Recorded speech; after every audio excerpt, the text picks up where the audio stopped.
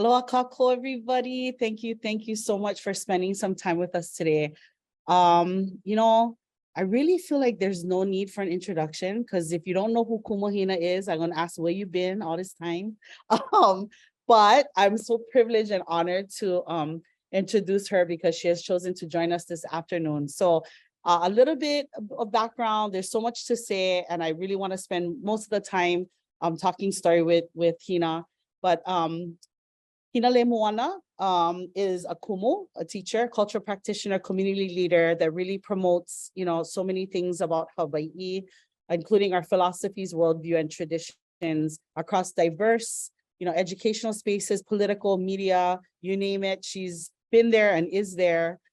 She's born and raised here on the island of Oʻahu.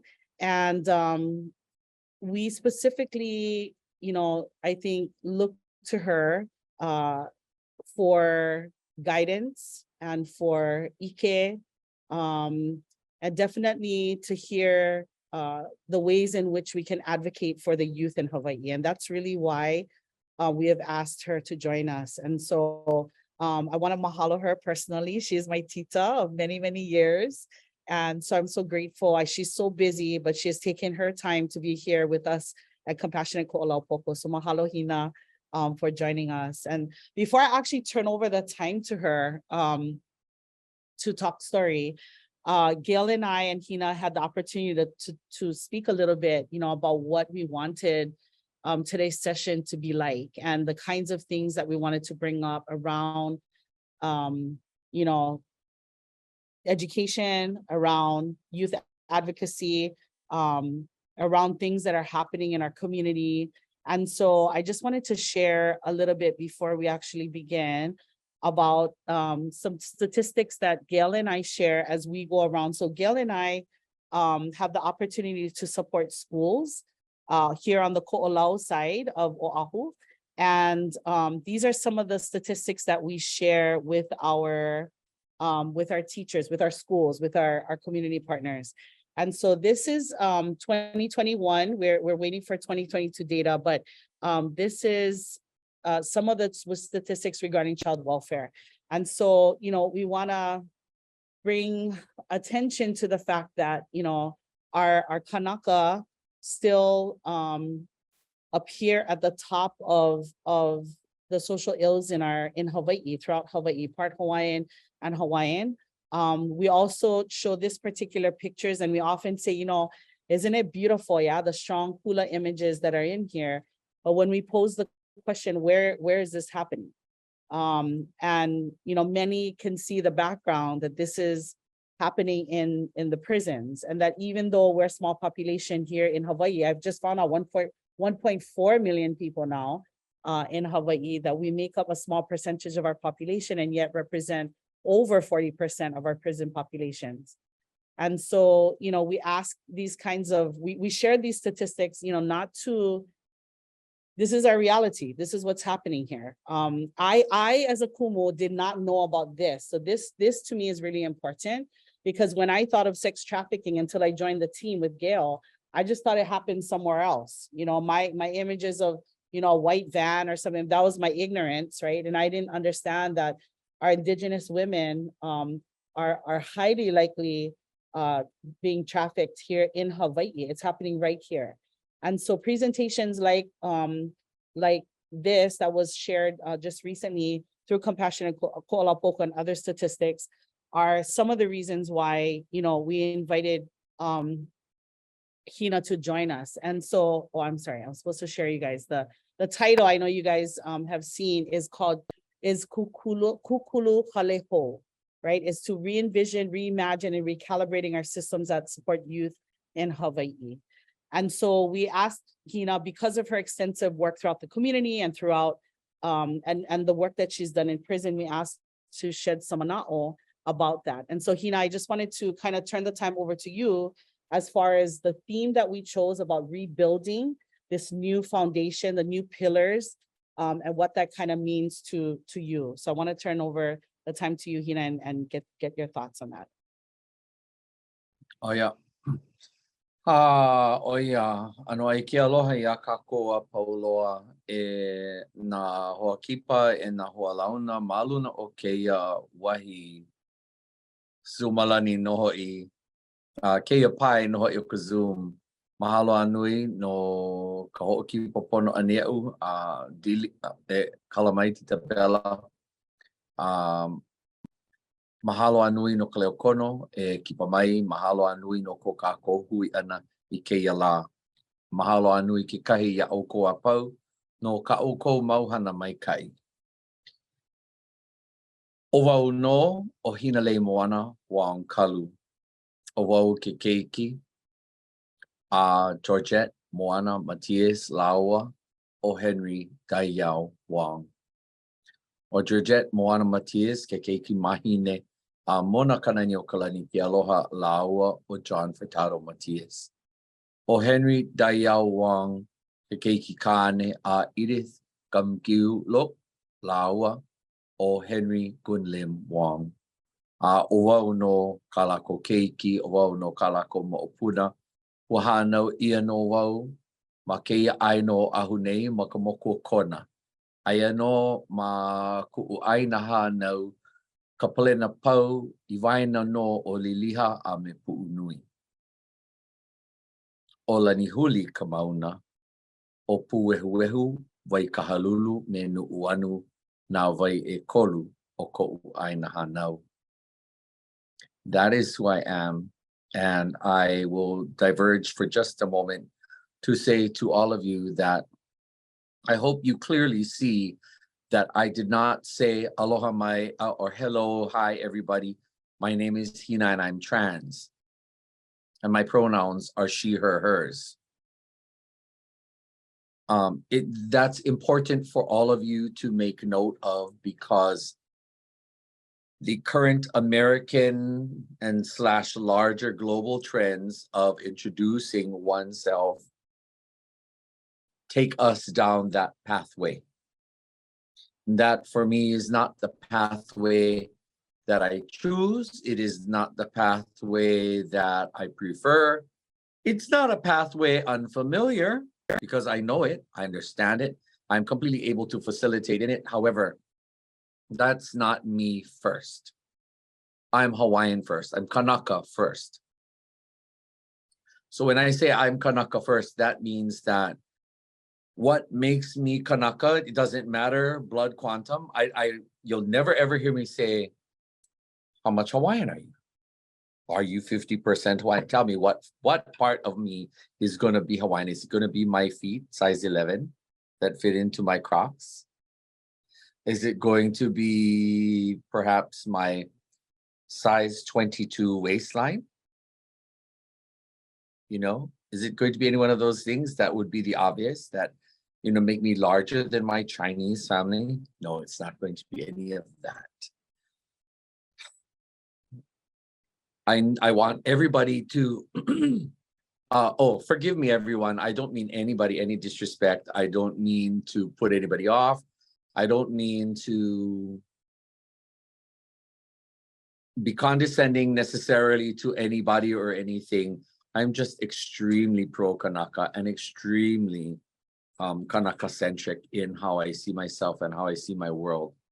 So getting back to the story, I need all of you to see and to feel how I introduce myself. And I'm going to ask you the rhetorical question because right now I only see Bella. Bella, you're the only one. Wait.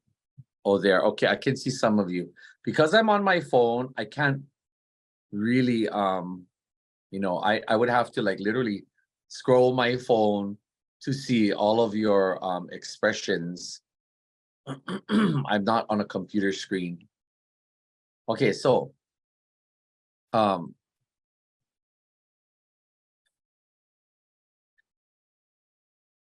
introducing myself does not and should not require me to assimilate to foreign ideology and foreign conceptualization of who and what I am.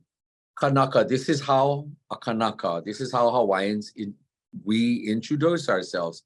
I am the child of so-and-so and so-and-so. I'm the grandchild of so-and-so. I told you my land that I come from, where I was born. So genealogy and land base are key fundamental concepts of, of how a Hawaiian and a Polynesian orients oneself. And you can go anywhere in the Pacific and you're likely going to find that manner of introducing oneself. So, you know, I reserve the interaction with foreigner ideology and doing the gender pronoun thing for when I have to. But that's not the culture that I identify with, and it's not the culture that resonates within me. And so I'd like that to segue into the crux of this sharing, because in speaking with both Gail and Bella, you know, at length, a couple of times in preparation for this session, they asked me what I like to call this. And I said, well, we should be thinking about, what do our systems create? You know, what kind of pipelines did we actually, or not we, but many of us, it was maybe our parents and grandparents, what kind of pipelines were endorsed and validated that created this system where no matter where you are in the scope and spectrum of service provider work, whether you're a counselor, whether you're a teacher, or whether you're some sort of intervention specialist, too many, and if I just limit it to the kanaka experience, too many kanaka go to school, and goodness knows there comes the day where likely you'll see them on the news for some sort of atrocious crime, or you're going to see my people on the beach, or you're going to see my people just in a decrepit state of existence that would never have been acceptable to my grandparents and the rest of my ancestors here. And forgive me, for those of you who are Hawaiian and those of you who are not, I just try to keep it me, my, so that it's very specific to me, so that I'm not, I don't purport to speak for anybody on this Zoom. So if at this point, could either Bella or Gail, since I mentioned re-envisioning and building a new house, can you show them the slides that have houses?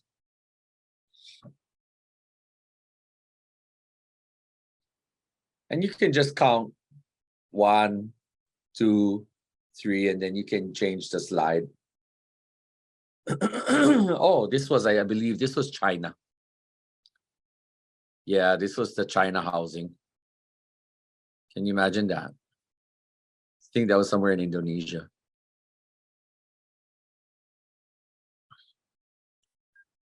China, Japan. This was somewhere in Russia or Europe, in the Pacific.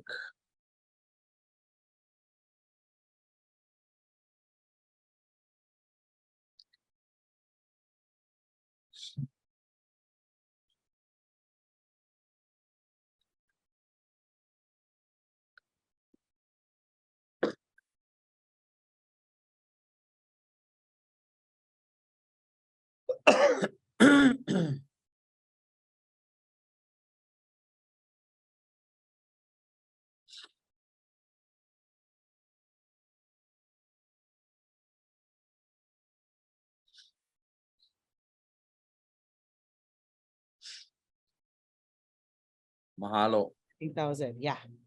Mahalo.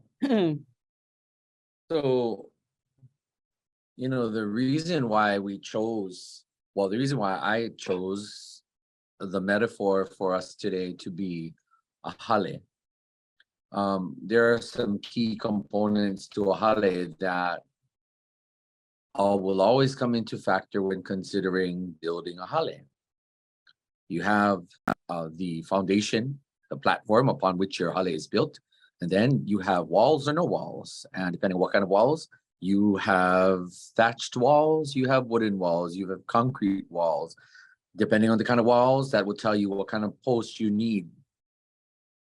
And depending on what kind of posts you have, that determines what kind of roof and roof line that you will have. So in that, I hope that all of you saw that roof lines, ceiling heights, platform size, and if you just did a very analytical breakdown of things that you saw, one could likely deduce that the environment, the climate, the weather, and their needs, were houses in what did they build in flood zone areas? Did they build in upper regions of mountains and cliffs like we do now? What were the norms of society before travel around the world became possible? Because travel around the world introduced many things to Hawaii.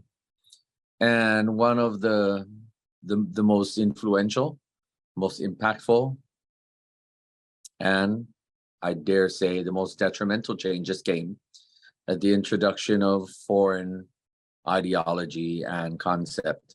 It's not to say that we haven't benefited from anything that has come. It's not to say that we don't acknowledge the advancement of society, and it's not to say that we don't acknowledge that, yes, time does change things.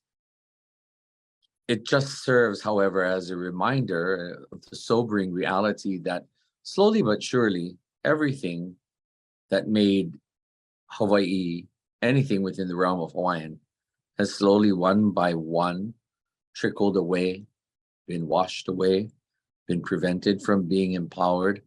It's been suppressed, it's been divorced, it's been literally detached and broken away from the fabric of our lives. And so when we think of statistics that we all saw just a few minutes ago, is it no wonder that we aid and abet the systems that do the most harm to us? Gail and Bella, am I on track? Yeah, absolutely, Yes.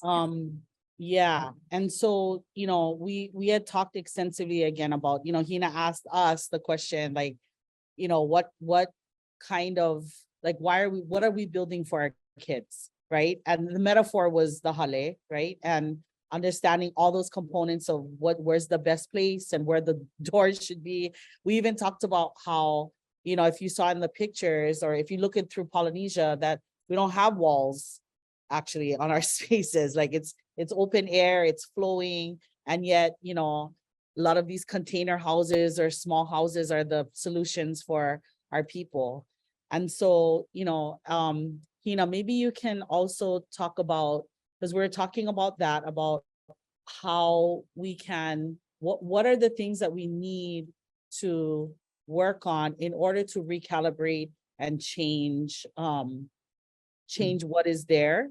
And I know there's movement towards changes, but we also wanted to talk about, we didn't mention this earlier, but we are alluding to the school to prison pipeline. And we know that you have done work in the prison system. And so part of the question that we want to know a little bit more about that, and about the mo'olelo of trauma perhaps, and what can teachers, administrators, like you said, service providers do to circumvent that that pipeline, and then suggestions on the rebuild. And by the way, I forgot to mention, guys, if you have questions and there's burning things that you want to say, please go ahead and use the chat. We're monitoring the chat and we will bring those questions up. Mahalo. I would say to our leadership, both not only to the political level, but to the education level, whether you be at the university or at the DOE stages of this conversation, you all possess the greatest capacity to influence what Hawaii becomes so much more than you know. And for example, just the act of importing in teachers. This is not to say that teachers who come from away aren't good teachers. This is not to say that they don't have something valuable to share. This is not to say that teachers who don't come from here won't make it. That's not my point. My point is that at every turn, Hawaiʻi is faced with the onslaught of constant and consistent ebb and flow of change that will forever thrust us further away from the island life that many of us grew up in. Now, at my age, I, along with a few others in this room, like that lady with the bun on her hair, you know, when you're in your 50s, we have, and if anybody's older, then I know the shared set of experiences that we may have. And but younger, I'm not quite sure what you may recall. But my age range would recall a Hawaiʻi that did not have to lock its doors. We were the last of the generations, you know, that could readily say, growing up, we didn't lock the doors. We said aloha to everybody. We shared food with everybody. And you could go to anybody's house and sleep. You could walk down by the beach. You could walk in town at nighttime. You could go anywhere and you wouldn't have to feel unsafe. But what are the elements that make Hawaiʻi what it was? And what are the elements that are changing it every day? And bringing in that infusing change via not only the visual face, but also the voice that influences our youth, because those voices become the voices of consciousness and conscience that subsequently will govern over the right and wrong, the set of ethics and morals. So without even trying, a teacher who's not from here will not have the mindset of an island person, let alone kanaka.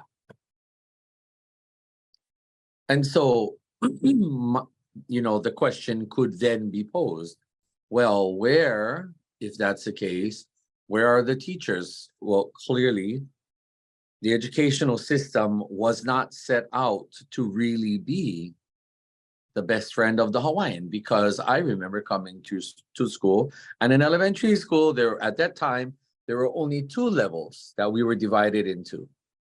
It was either called improvement or enrichment. So if you could read okay to great, then you went to enrichment. Okay to steady reader, then you went to improvement. Give you one guess.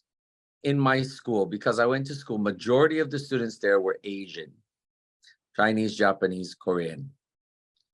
Once in a while, once in a great moon, which means rare, that you'd find a Caucasian. And then the handful of Hawaiians that happened to come to my school, because in my area, it was predominantly Asian. Asian residents. Of course, I lived with my father's family, and my father's Chinese. That's how I got to live there.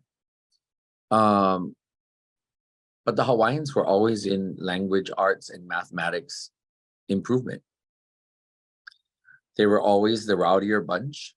They were always the ones that were most disparagingly engaged and treated, and they were the ones that just there wasn't how do I say it? There wasn't this overwhelming sense that they were going to be the next, you know, that next scientist or that next trailblazer, at least where it comes to education. And the Hawaiian kids struggled. And my teachers, who were predominantly Asian, bless their hearts, because they were very loving people. But because they were who they were, they didn't necessarily always try to go out of their way to do more for the Hawaiian because the Hawaiian struggled in different ways. I'm going somewhere with this, but so bear with me for a moment. When a Hawaiian and when an island person sees another island person, and when they can relate to one another, when the teacher can relate to the student and the student can relate to the teacher, there's nonverbal communication that goes on. There's eye contact, there's body language, there's facial expression, there's gestures. All of these things are part and parcel of a child's education and acculturation and conditioning. So the more you have foreigners that teach our kids, the more they don't think and act like the sources that they come from, their parents and grandparents. And the more differently they think, the more different their value system becomes. The more different their value system becomes, the less connectivity and ability of a system of checks and balances is able to actually corral them or lead them or guide them. Our young people are no longer beholden to the same set of do's and don'ts, the same set of what is pono, what is not. And so that's the first thing I would say, is that our system in Hawaii has to stop trying to so heavily and actively recruit teachers from away and really reevaluate how does our system at the university and DOE level really target island people and say to our own island people, we want you to become the next wave of teachers, especially you Hawaiians. We want the Hawaiians we want the island, born people to take this on, because it's those people that come with a particular mindset. Now, the sad thing is that now every other ethnicity in Hawaii has been etched so far into the fabric of our society that sometimes even the non-Hawaiians are speaking for the Hawaiians as if they were the Hawaiians and that they had that kind of knowledge. And sometimes when I listen to those, those voices, I just sort of cringe, because they were taught everything that really wasn't our culture, but they were just taught it because there was nothing else to teach and there was not much else to share. And on that note, think all of you, if you don't know our history of Hawaii, the brief timeline is 1778, Captain Cook comes, and over the next 40 years, near Hawaiian population collapse, alongside great numbers, almost mass exodus of Hawaiians that go away during the whaling period. And so you have attrition of our society, and you have all those who are left holding on to be those pillars and those anchors of cultural foundation. And then you can imagine by 1820, Christianity comes. By 1848, the most major of land changes and land tenure and government changes have been implemented. Hawaii moves from an absolute monarchy to a constitutional monarchy, where the reigning monarch is no longer really the end-all power person. It belongs to either a cabinet or a legislature.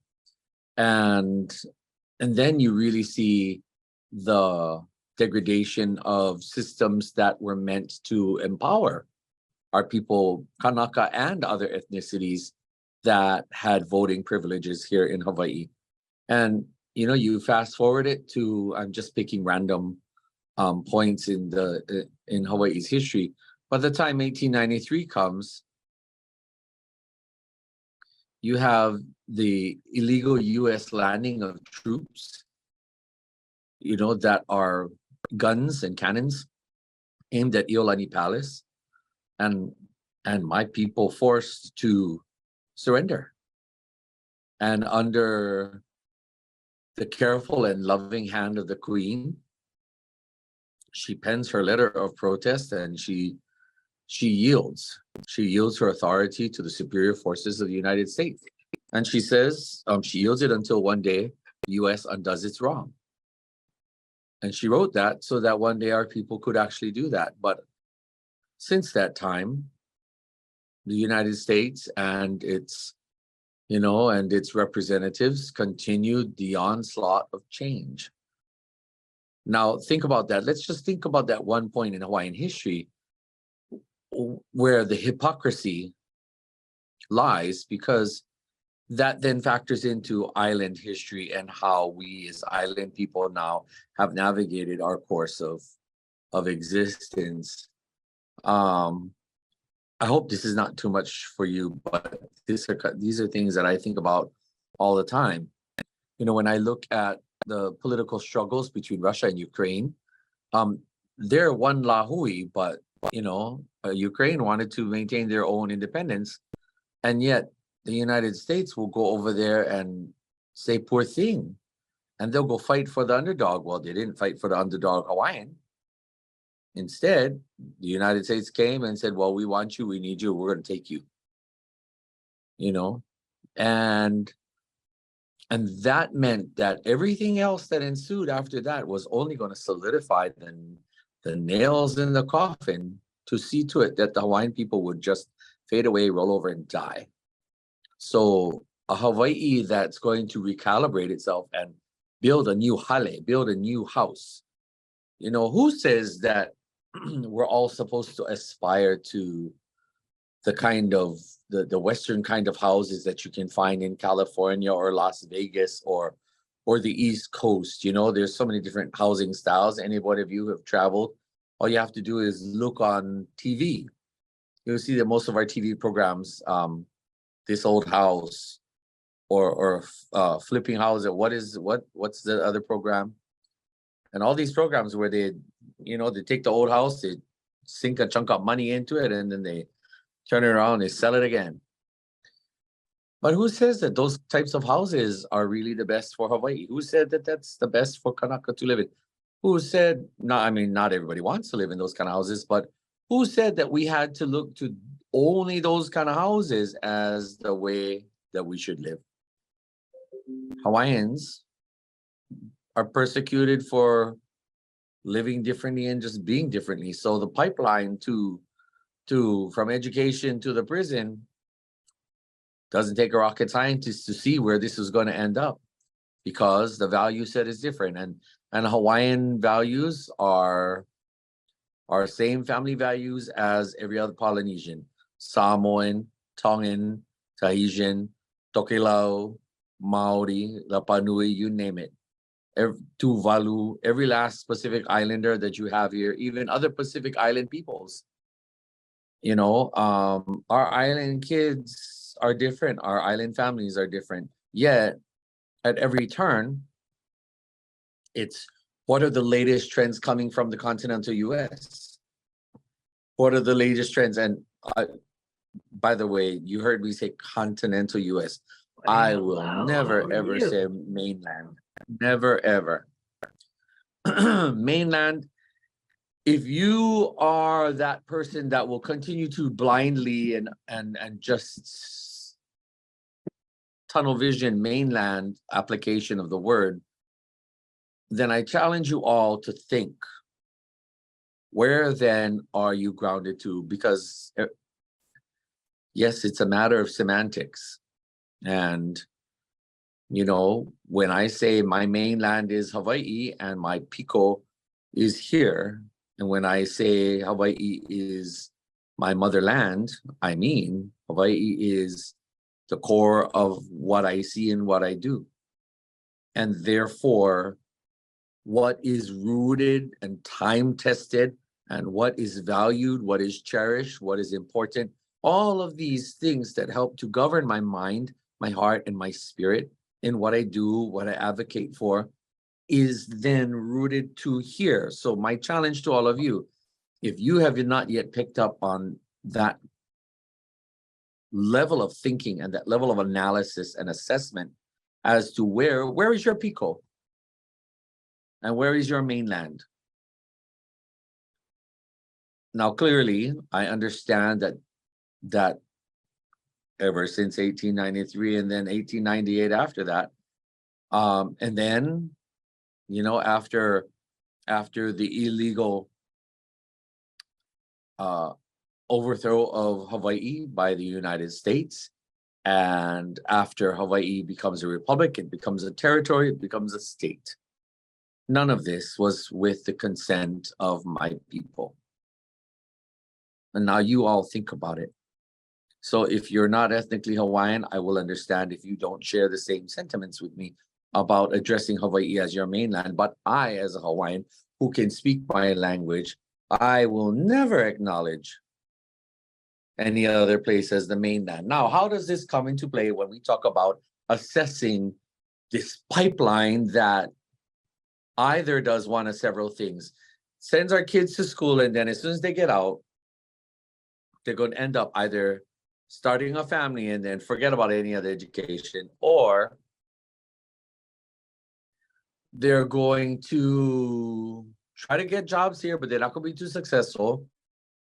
And then they feel the need that they got to move away, or they're going to go away to school because even our own people bought into the fallacy that, oh, you have to leave and get out of Hawaii to get a better life, get a better education, and make something of yourself, as if to say that you would not make anything of yourself if Hawaii was your mainland and if Hawaii was your piko. So why is it that Hawaii could not be the goal to aspire to? Why is it that Hawaii could not provide you with your life's experiences? I'm not saying don't travel. I'm not saying don't learn about the world. I'm not saying any of that. But why is it that we in Hawaii, born and raised, and worse yet, if you're Hawaiian, forget it. Because our parents always taught us that you had to go make something out of yourself, that you don't want to be a dumb Hawaiian. Well, look, I work for the Council for Native Hawaiian Advancement. Where is the council planning to go in June? We're planning to take our convention to the States because there are more Hawaiians living on the continental US than here in the homeland. And you know what? I love our people. So is it a good thing? Yeah, it's great. Let's go take the convention over there. But on the other hand, imagine that. There's more Hawaiians that live abroad now. And we are an ever decreasing population of minority here in our own home. And then who gets to take over? Other people. Then other island-born people become the ones to articulate our narrative. And when they start to own our narrative, that's when the rules of engage change. And I've seen it at political level, I've seen it at educational level, I've seen it at economical level. The list goes on. Mind you, I should tell you that my family, everybody in my family, even the Hawaiian side, well, not everybody, but my Hawaiian grandmother, Mona Kanani Okalaniki Aloha, I mentioned her name earlier. She was my staunch champion for things Hawaiian, and she ensured that she gave me her all. She imbued me with her spirit so that way I would never, ever lose sight of the fact that anything that I do has to reflect me being Hawaiian first. And that that influences everything. Hawaii is my mainland. I'm Hawaiian first, regardless of how much or how little Hawaiian blood I have. It reminds me that it's up to me to be it and all about it as a representative and an ambassador for my culture and my people's ways. So when I watch school systems, you could be in the private system or the public system. How many times have we seen our systems acquiesce to the importation of guest speaker, acclaimed guest speaker? Where are they from? Illinois. Guest speaker, where they from? California. Guest speaker, where they from? New York. Guest speaker, where they from? Washington, D.C. All of the things that at least in my recollection, that were anything worthy of mention, anything worthy of listening to, anything worthy of accrediting our change or attributing our change to, y'all came from away. Like, you guys cannot see. Can you guys see? I don't know. I can only see Bella's face, so I don't see anybody else. You know, You can see. I don't. Yeah, I see. And I don't mean to make anybody who's not Hawaiian and anybody who comes from away feel uncomfortable on this Zoom, but I'm sorry. Okay, but here's the question though. What if you are not from here? Or what if you were born here and lack, you know what I mean? Like I always say that I front, like people make assumptions because of the way I look, that I can olelo Hawaii, that I was raised, yes, that I can dance cool or whatever the whole thing, right? I mean, we all like make assumptions about, and I have to clarify with the people that I am learning. I cannot olelo Hawaii. I am on a journey with them. And so what do we do? Because we talked about cultural humility. We did discuss about like, what are we doing in the classrooms? What are we doing in our systems to make those shifts? What is required of all of us, right? Those that are pa'a in our, he Hawaiʻi mau, and those that are like on the journey to like, or I don't know, nothing, or today I literally had a kumu say, adamantly, we are part of the United States, and I could not for the life of me have a discussion at that moment with her, but I was like, she's a kumu in the classroom. She's teaching kanaka. Most of her students are kanaka in that room. So I was like, okay, how do we help all of us move, forward? And again, anybody chime in the chat, if you have mana'o or questions, can you give us a little insight about that? So yes, now remember, this discussion in and of itself is a very, very complex and very thin-skinned onion. So the minute you peel away one layer, you didn't get the whole layer in one clean peel. You had just bits and pieces. You ever tried to take the foil off the roll and the foil was old and the thing stuck there, and so you peeling, and instead of the whole sheet come off, it just slivers. And then before you know it, you wasted the whole roll of foil. Oh my gosh. So this is not something that is an overnight fix. It is not something that's meant to turn people off or turn people away, but really, truly, we have to be very proactive in thinking about we have to think about what do our systems espouse? What do our systems endorse?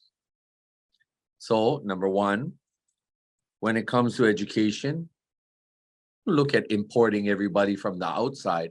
Look at empowering at what we have on the inside. And if our own people are not worthy enough to carry on, and be the teachers of our next generations, then we might as well kiss everything that we love and cherish about anything island like. And I think the impetus for those of you, especially those of you not born here, not from here, you flew here from who knows where you came from, you're our best cheerleaders and advocates, because I'm sure all of you on this Zoom at one time heard, oh my gosh, I'm going to Hawaiʻi, right?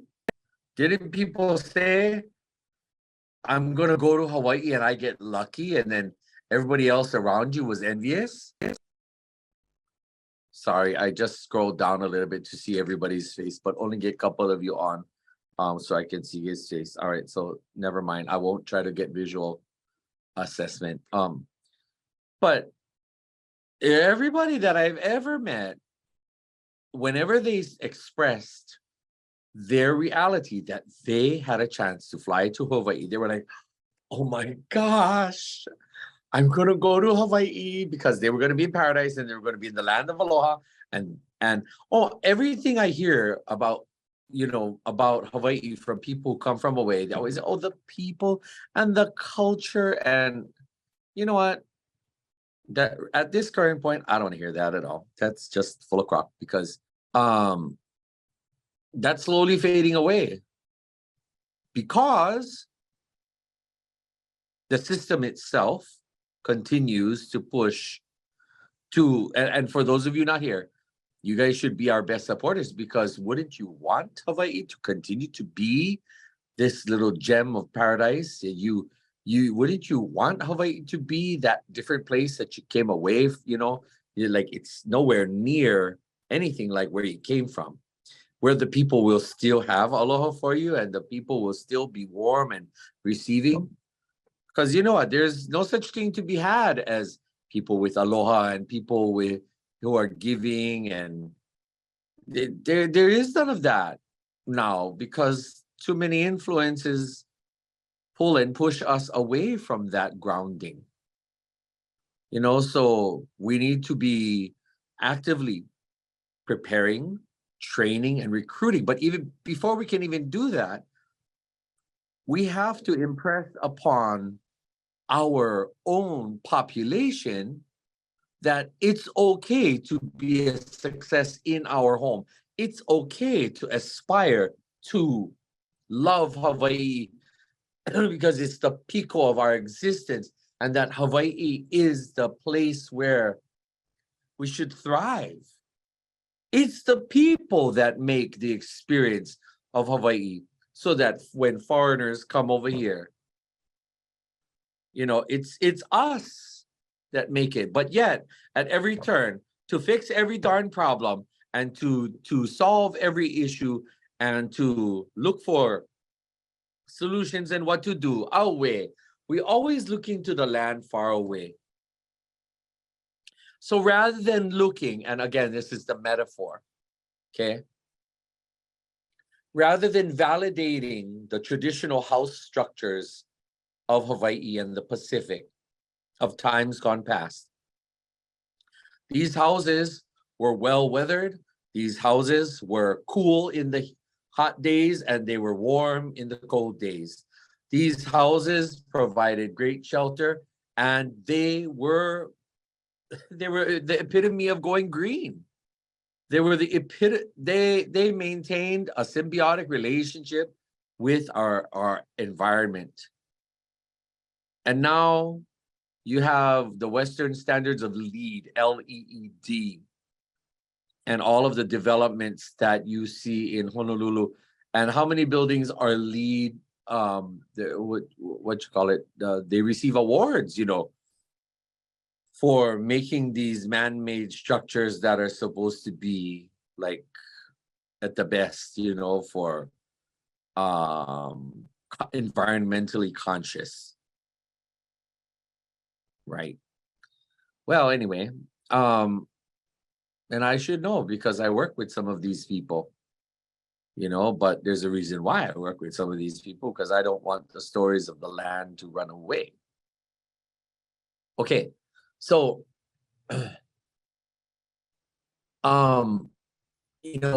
everybody in my family said, oh, you got to learn another language. When I was coming to school, they said, oh, why are you going to learn Hawaiian for? What good is it going to do you? How insulting could you get? Oh my, can you see me? Oh, somebody tried to call me. Somebody tried to call me. We can hear you though. We can hear you. Yes. We lost the lovely visual, but we can hear you. Oh my goodness. Hold on, wait. Let me try to cut them off.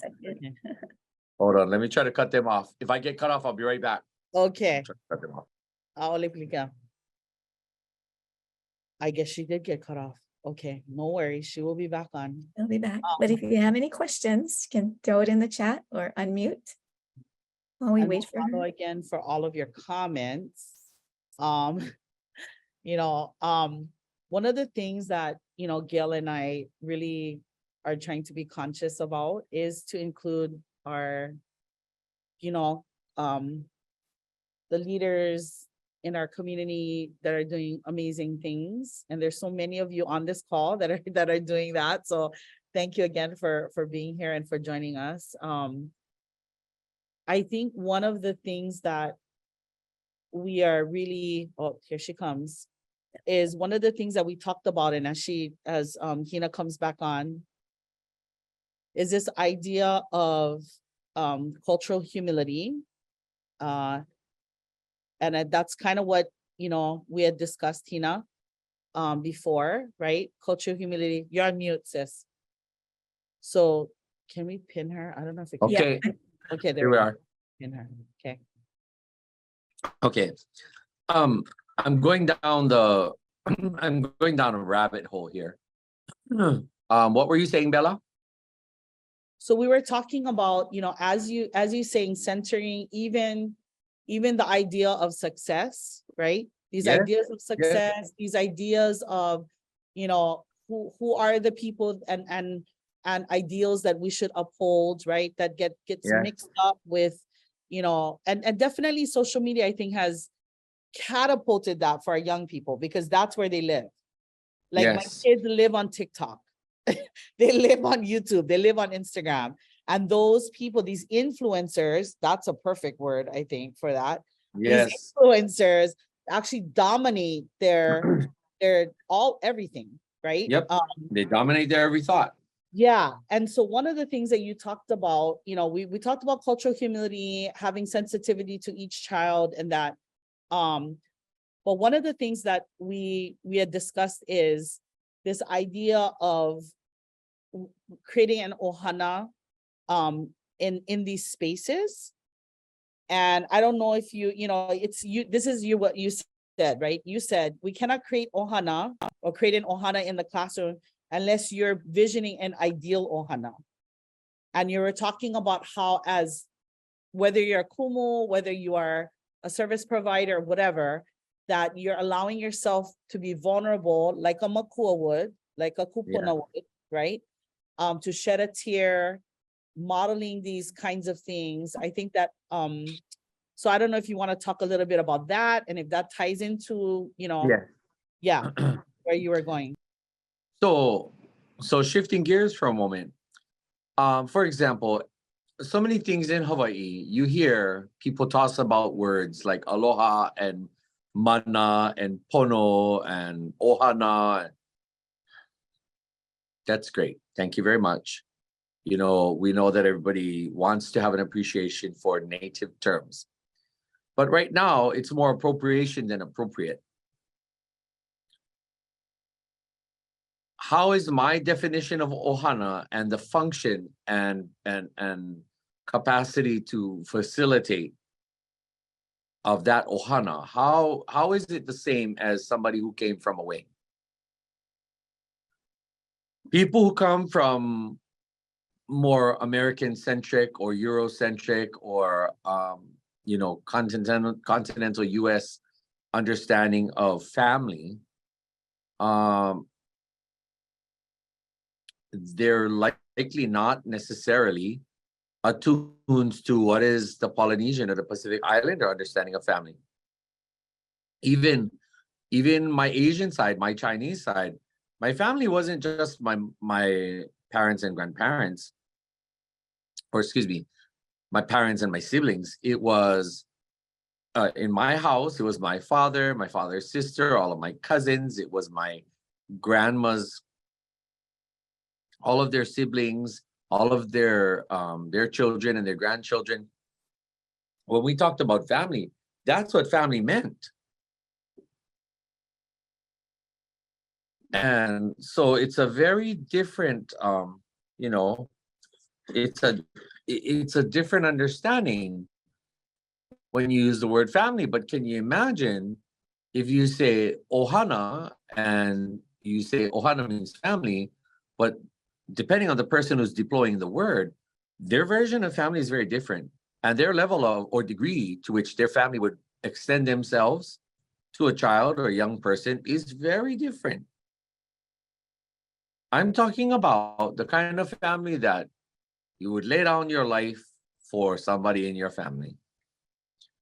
When you talk to a Pacific Islander, if something were to go down for our family and all of us were going to give of ourselves until the very bitter end, then that's the way it's going to be.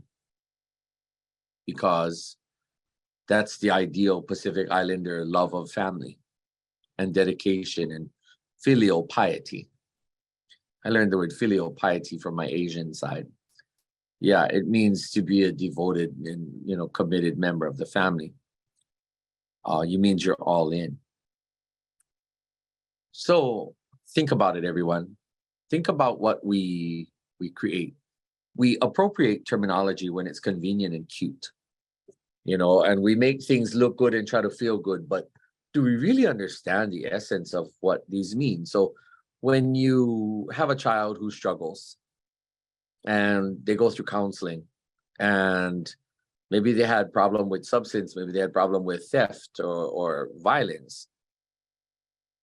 I remember teaching at Hale Public Charter School, and we purported to be a Hawaiian school, but sometimes I had, you know, coworkers that weren't willing to go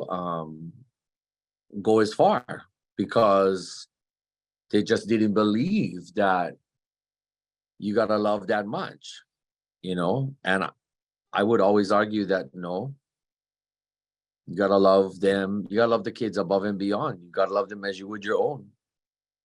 Then again, some would only love, some is conditional love. And some was only gonna be loved for as long as you conformed to the norm, you know. But one of the things that gave me great capacity to connect with my students is that I love them above and beyond their shortcomings and their mistakes. And even when they messed up, I would go to them and I would say, well, I'm not necessarily happy with your choice. I'm less than impressed with your execution of whatever it is that you set out to do, but it doesn't mean that I love you any less.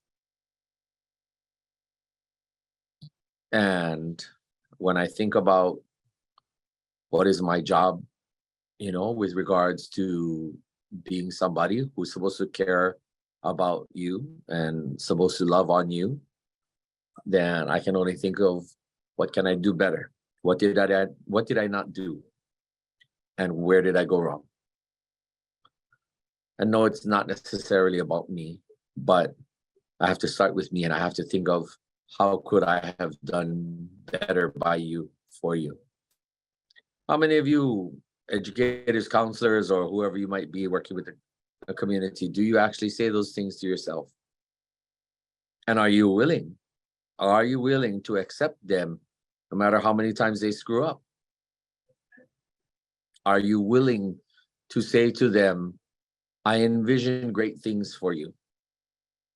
Right now, where you're going and what you're doing puts the image of your face and your name in my heart and my mind at great conflict with what I see and what you're doing versus what I feel about you and where I want you to go.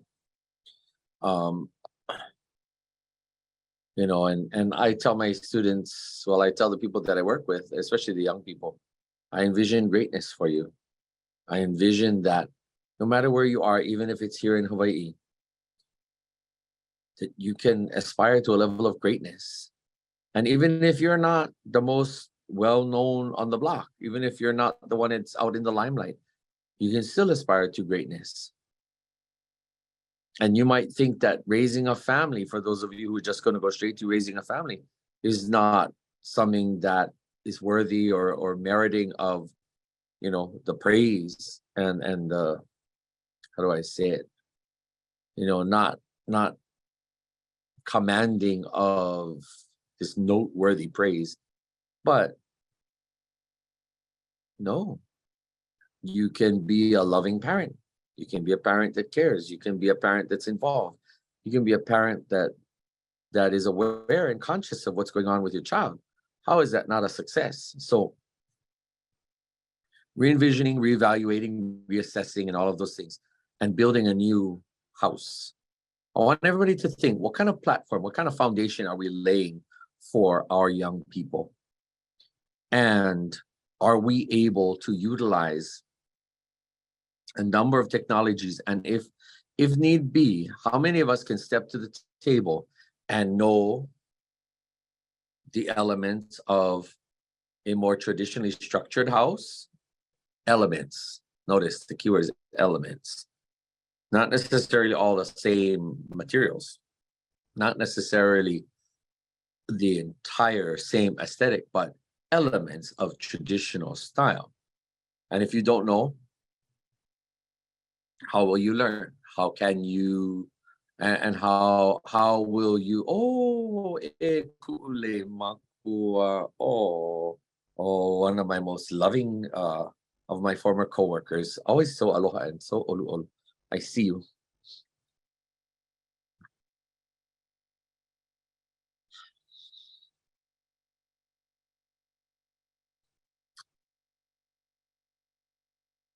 We have to make sure that no matter who we build our young people to be, that we got to be willing to acknowledge our own shortcomings in that building. We have to be able to recognize where we can revise and edit what we did and help to guide our young people to a different road. And we have to know that there's an intricate multi-layer of detail that impact our young people. But we have to be able to ebb and flow with them. And every young person is different. But how many of us are sensitive to know that, or are we just too caught up in our own world? Or are we just too caught up in our own, in our own ideology that we don't see anything else? Bella, what else were we talking about? Some of our best sharings came when we were planning for this talk. No, us, I think Bella. you have hit so many of the things already that we being conscious, being willing to learn, learning how to bridge and bring the keiki in. And I think that is, it's easy to hold vision when the keiki listen, when they follow the directions, when they know I roll, and the ones that do that are the ones that we gotta continuously go back, like you said, and say, I see you. I know you don't, I know you're communicating something with the eye roll. Can we talk about that? Did I offend you in some way? Did Kumu say something? And in the humblest way, not like, did I say something? That kind, but like, did I say something that might have offended you? I can see that something's wrong, right?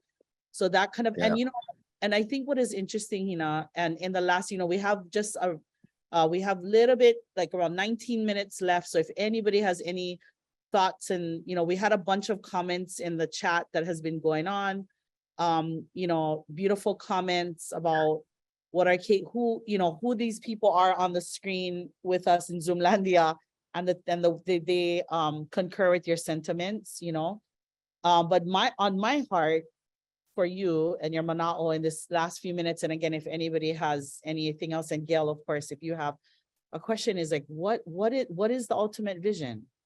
What can we do now, like right now? And I think all of the things that you're sharing are the things that we can implement right now. Let's shift the curriculum. Let's shift the me'e Hawaiʻi, the heroes, right? Make the heroes based in Hawaiʻi. And if you don't know, like Hina said, reach out and ask. This, guys, if any time, to me, now is the time, because there's so many, it's vai of resources and people who are kanaka, who are out there, who are willing to come in or share space or share mana'o. But in this last, few minutes, what is your vision? So Bella, again, part of that is not just looking to them to come in and teach, but we have to lead. Right. And even some of our own leaders, they don't lead with a very island, like they don't come from a place rooted and centered in being Kanaka or being island, even if you're not ethnically Kanaka. Being ethnically Kanaka is not necessarily the prerequisite. But, and even if you're from away, I know many people who are not ethnically Hawaiian, they weren't born and raised in Hawaii, but they're centering and their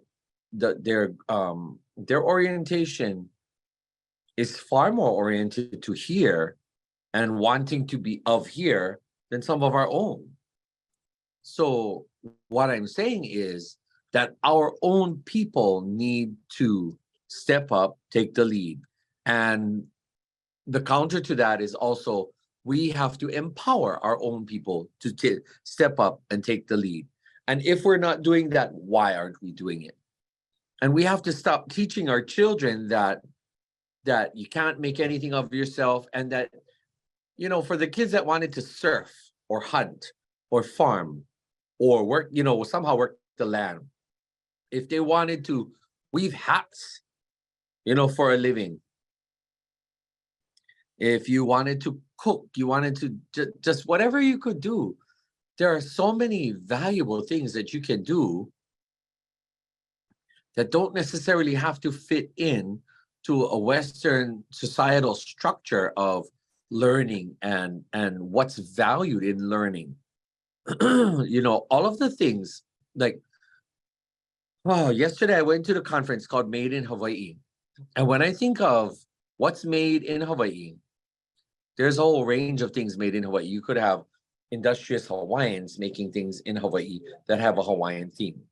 You can have industrious Hawaiians making something in Hawaii that's not Hawaiian. You can have island people who's making Hawaiian themed things.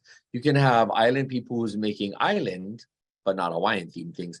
You can have outsiders coming from the States wanting to slam words on it and make it quote unquote Hawaiian.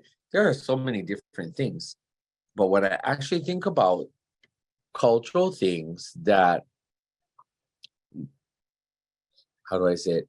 The only place you can go to get some things is like, you got to go Polynesian Cultural Center, or you have to wait to the Merry Monarch, or, you know, all of these things where all of a sudden some weaver comes out of the woodworks, you know, and the coconut leaf weaver is now all of a sudden, oh, there he is.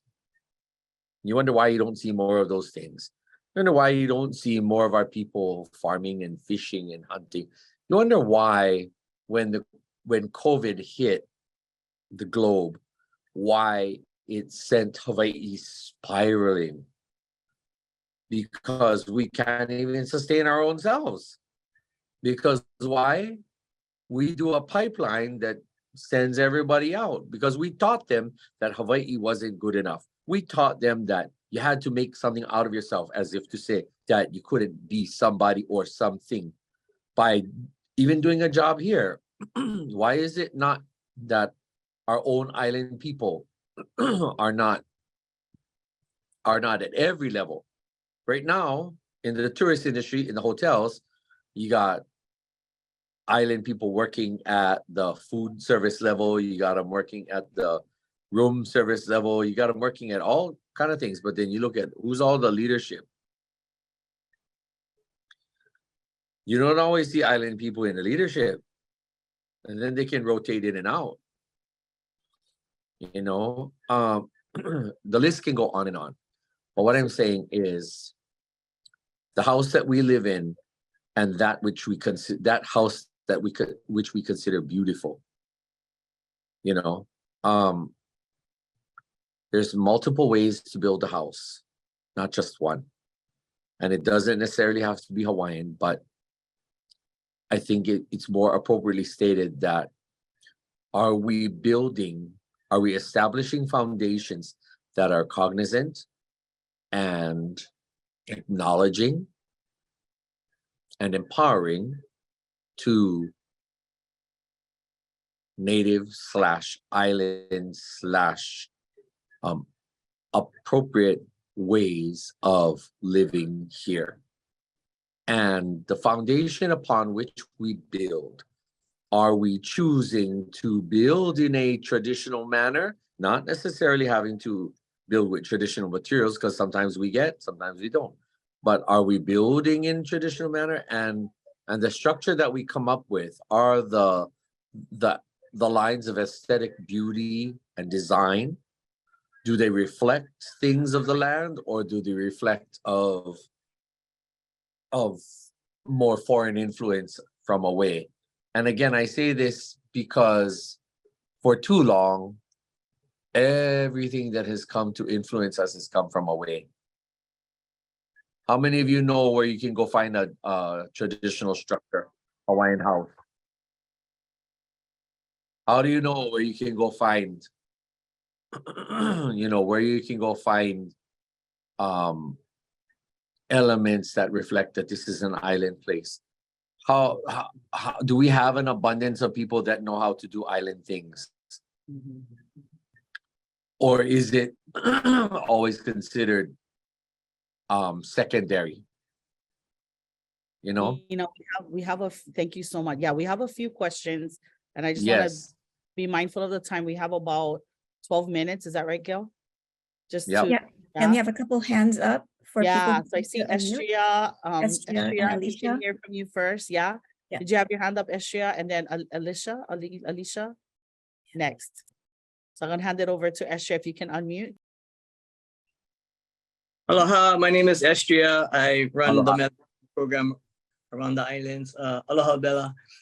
I get the privilege to work with many schools across the islands and meet and experience principals all at different levels of like cultural awareness and kanaka perspective. Many are not from here, or they're from here and they're not Hawaiian, and they're all trying to learn more. But I feel like a lot of teachers or people working in the schools are afraid to speak out on the culture or how it's being misrepresented or done with not a pono way or what have you, because, simply they're afraid to lose their job. And I was wondering, maybe some principals might be open to hearing from a group of kanaka if we kind of banded together and offered I don't want to say like a police on culture, but like a advisory group that could kind of make suggestions on things to help guide it along. Maybe tell them what to do. Kinda, yeah, but because they don't know better, right? Yeah, exactly. But do it in an aloha way and shift the dynamics through aloha and community and ohana, instead of just trying to fight or just trying to grumble and nothing getting done. So that's my thought on how maybe what are the things to do. I completely support that, and I would take it so far as to say that for too long, at least from the Hawaiian perspective, it's always been a movement of it's a resistance movement, but that's not working smart. We have to be on a movement of insistence, and people like me have to insist that we consider the options that root and ground us, not to just kanaka exclusive methodology and mentality, but island inspired engage and interaction. And so, yes, absolutely. And again, it's forward and proactive engage. You don't just, I'd like to make a recommendation. No. Say, I highly advise that you consider these following things, because if you don't, this is what will happen. And people who are especially the ones who are not from here, and they don't want, they don't want to hear the voices of island sentiments, then they need to go find another job. And you know what? No offense to anybody on this, but I'm just saying it just for the heck of saying it. If you cannot love on your kids and love your kids or love the youth and the population that you work with above and beyond what you might even love your own ohana, your own family, then you need to go get another job. And if you're not willing to embrace island concept and island logic and that kind of way of existence, and validate it as equally viable, not greater than or less than, but equally viable, If you can't even do that, go get another job. Like, please don't stay, because you're the worst kind of detriment. And if there's nobody like that on this, this Zoom, then great. But I remember telling all of the DOE that in my speech, last year or 2 years ago. I was the keynote speaker, and I said, if you're not all about it for the kids, and if you're not all about it for things that keep our identity as Hawaiian and as island, then you need to go. And if you just want to really follow through and remind us how we have to be proud and privileged that we're another state and we're part of the United States and all this kind of stuff, you're really doing us no service at all. And you really are a detriment to us. And thank you so much for what you've done, but you need to go. You're not appropriate for us. And like I said, everybody could have a valuable and valued contribution and an important voice. But if you utilize that voice to either stifle us or to restrict us or to impede upon us or to superimpose upon us your value system and your rights and wrongs, then you gotta go. And there's no, there.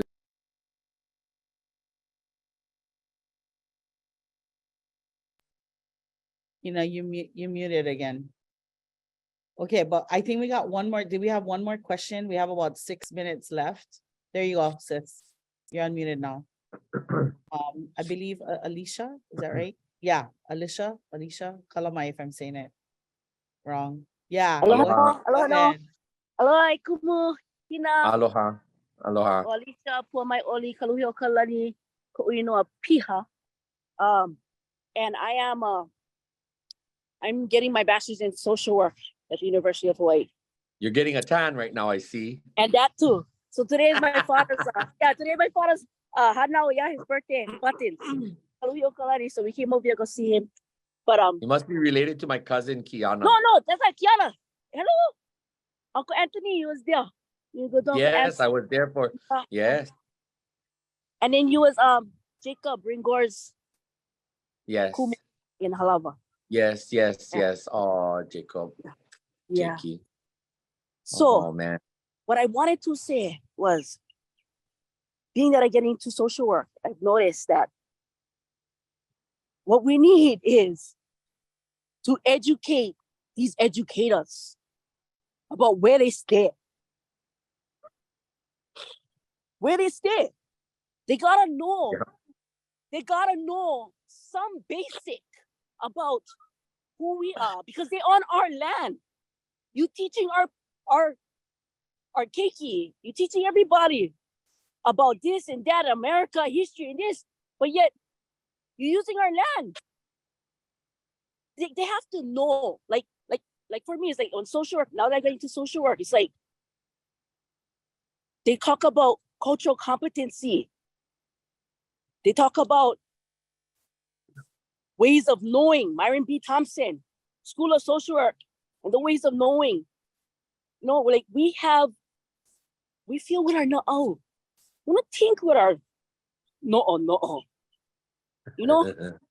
And that's the thing. It's like we have to incorporate Hawaiian values, vai into our schools, whether if it's Hawaiian school or not, because you stay in Hawaii. Aye. You like teach? You like go be one practitioner, one doctor, or whatever. You like go do landscaping, any kind of occupation, employment here on the island. You gotta know where you at and what we is about. And then, yeah, go ahead. No. But that's why, to support what you're saying.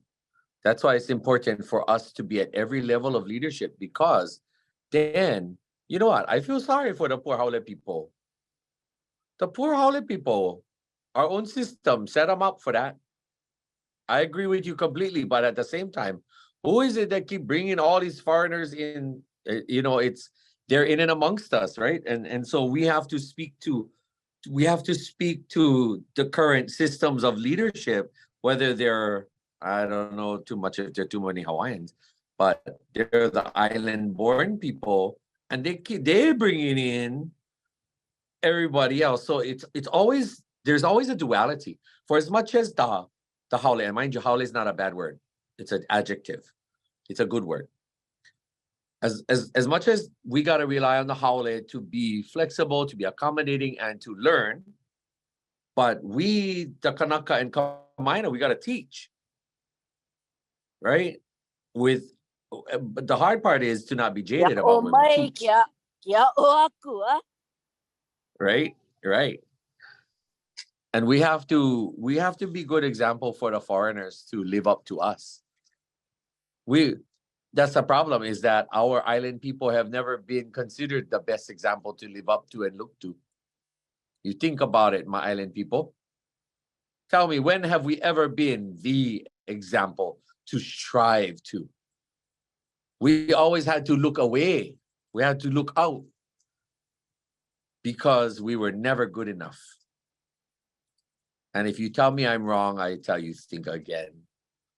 Anybody who grew up over here in Hawaii knows that Hawaiians and other quote unquote local island kids, that's how we were treated, and that's what we were taught.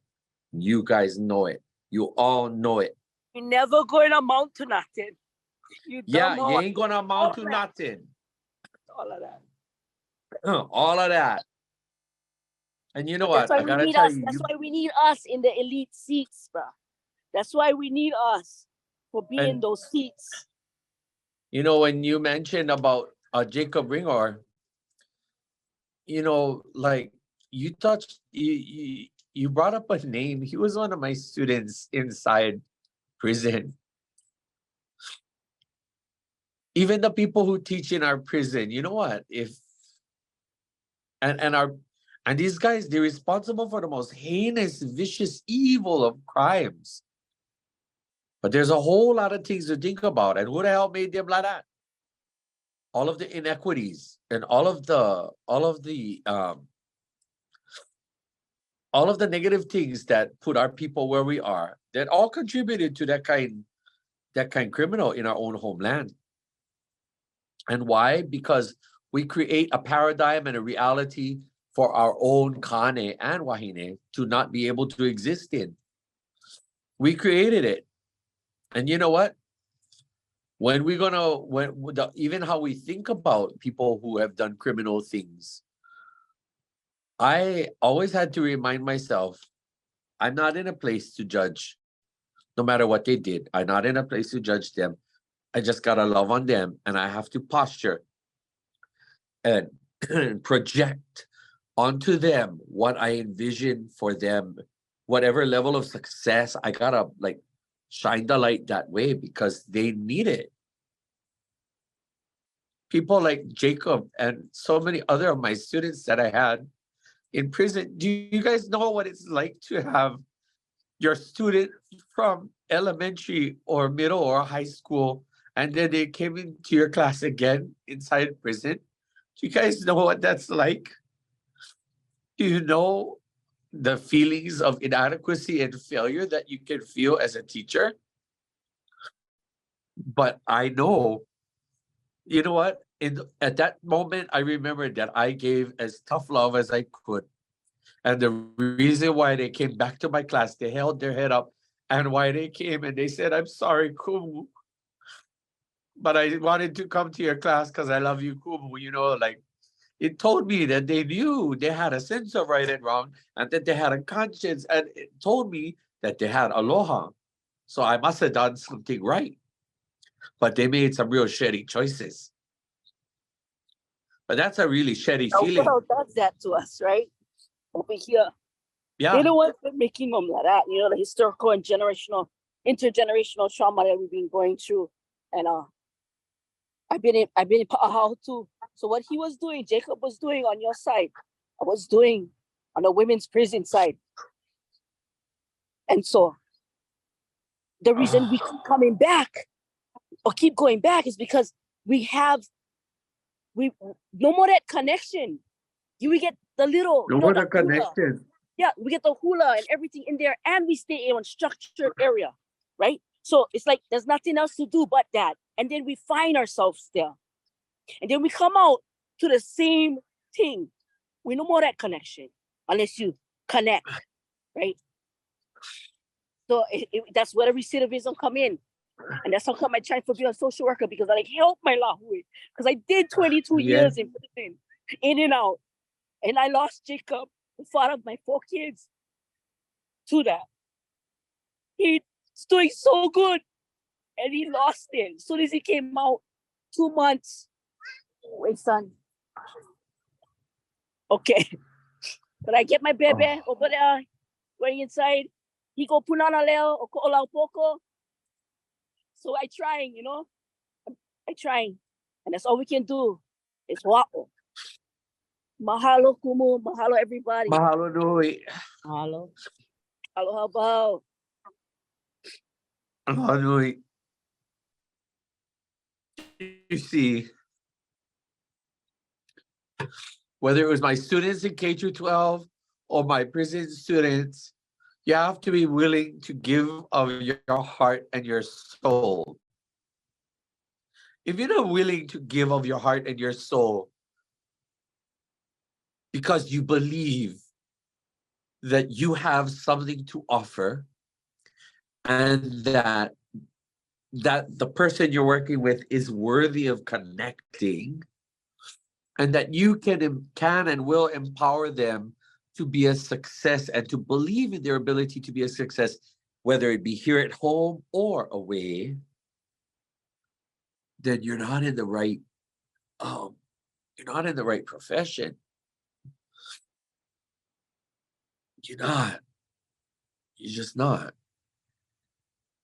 But again, the title of this presentation was Kūkulu Hale, right? Building a new house. So you think about it. You go home and look at your own house. It's as simple as what you decorate your house with. How do you organize your house? What do you fill it with?